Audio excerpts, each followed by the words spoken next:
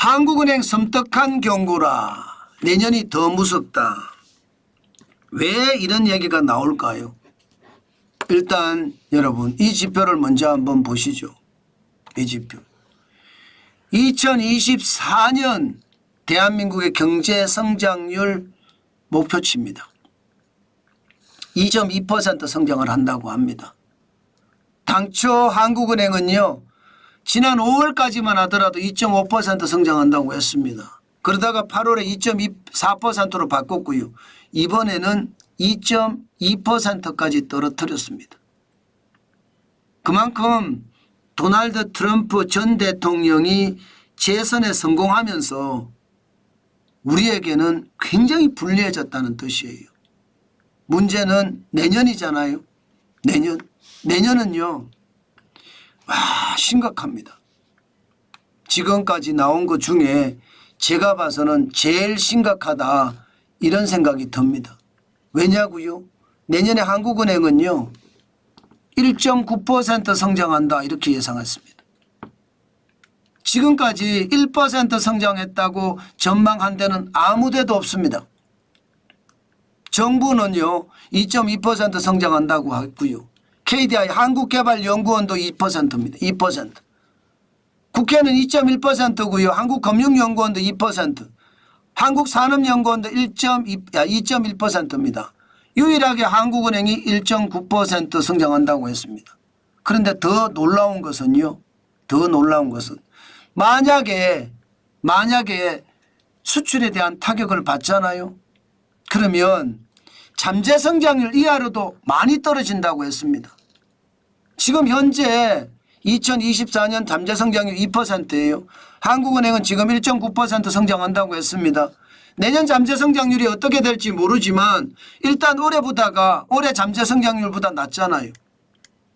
문제는 여러분 진짜 심각하게 느끼는 것은 수출이 더 어려워졌을 때는요. 이게 1.9%가 아니라 1.7%까지도 떨어진다는 거예요. 다시 말해서 미국이 전 수입품에 대해서 보편관세를 10에서 20% 매긴다고 했잖아요. 10% 매기면 다행이지만 20%를 매기면 1.7%까지도 떨어진다는 이야기로 해석될 수가 있습니다. 그 정도로 올해보다가 내년이 무섭다는 거예요. 내년이. 그만큼 말입니다. 상황이 굉장히 심각해집니다. 잠재 성장률 밑으로 떨어지니까 얼마나 어렵다 이 말은 뭐 당연한 것 아니겠습니까? 그만큼 심각하다는 뜻이죠. 특히 말입니다. 지금 가장 내년에 문제가 될 거라고 생각을 하는 것은요. 수출입니다. 민간 소비는 2.0%로 많이 올라가요. 뭐 정부 소비야 많이 올리겠죠. 건설 투자는 내년에도 마이너스 1.3% 떨어지고요. 설비 투자는 많이 하기 때문에 3%로 올라가지만 수출 보세요. 겨우 1.5%입니다. 수입은 1.9%고. 그러니까 전체 경제 성장률이 2.9%로 꼬꾸라진다는 이야기잖아요. 저는 여러분 지금 이대로 가잖아요. 지금 이대로 가면 저는 성장률이 1.9%보다 더 떨어질 거라고 봅니다. 네, 이게 L자가 아니라 I자가 될 수도 있다는 거. I자. 계속 떨어진다. 지하인 줄 알았는데 아니네. 지하 2층이 있었네. 지하 2층에 내려가니까 지하 3층이 있었는데 이렇게 내려갈 가능성이 있다는 뜻입니다. 그만큼 성장률의 상황이 잠재 성장률 아래로 떨어지니까 우리는 고통을 겪을 겁니다. 여러분 제가 저성장의 늪에 빠진다는 이야기는 오래전부터 했습니다. 2022년 3분기부터 우리 경제는 저성장의 늪에 빠졌다 이렇게 말씀을 드렸어요. 그러나 그동안 제 얘기를 치부하거나 혹은 이 사람은 맨날 부정적이야 이렇게 이야기하신 분들 요즘은 달리 이야기하시더라고요. 아 맞았어. 그때 정환진이가 이야기한 게 맞았어. 그게 맞거든요.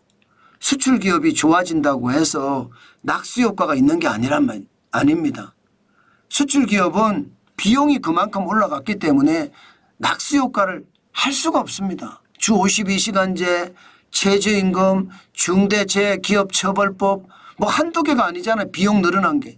그러니까 뭐 월급은 올라갔습니다마는 여기에다 보너스를 더 주고 인센티브를 주고 이럴 여력이 없는 거예요. 그러니까 낙수 효과가 아예 없는 겁니다. 옛날처럼 기업 규제가 좀 느슨했을 때는요. 낙수 효과가 많습니다. 근데 지금은 낙수 효과가 없어요. 그러니까 경제가 고꾸라진다 이야기를 하는데 실제 내수가 진짜 많이 고꾸라졌었잖아요.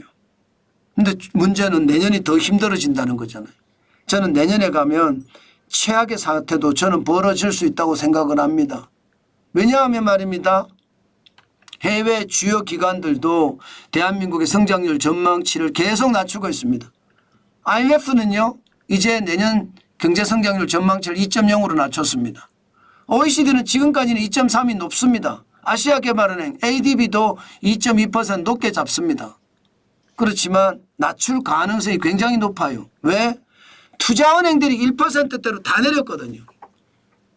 투자은행들은 실제로 돈을 투자해서 수익이 날지 안 날지를 확실히 봐야 되기 때문에 투자하는 해당 국가의 기본적인 경제 성장률은 잡고 갑니다. 그렇게 생각을 하면 뱅크 오브 아메리카 메릴린치만 2.2%예요. UBS는 2.1%고요. 나머지는 다 2% 미만입니다. 노무라도 1.9%, HSBC도 1.9%. 그리고 1.8%가 네 곳이나 있습니다. CT, 골드만삭스, JP모건, 바클레이즈. 대한민국이 진짜 내년에 어렵다는 이야기잖아요. 여러분 내년에 결국은요 저성장이 늪에 빠질 겁니다. 더 심각하게 될 거예요. 제가 말씀드린 대로 가는 겁니다. 그러면 여러분 우리는 해야 될 일이 딱 하나예요. 딱 하나. 저성장 시대에 살 수 있도록 우리는 준비를 해 가야 됩니다. 이거 준비 제대로 못 하잖아요.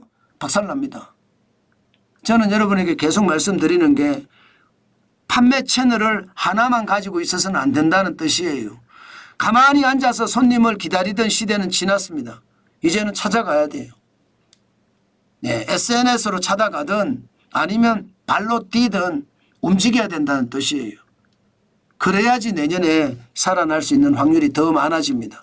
그렇지 않으면 진짜 힘들어질 가능성 높아진다는 말씀 또 한 번 드리겠습니다.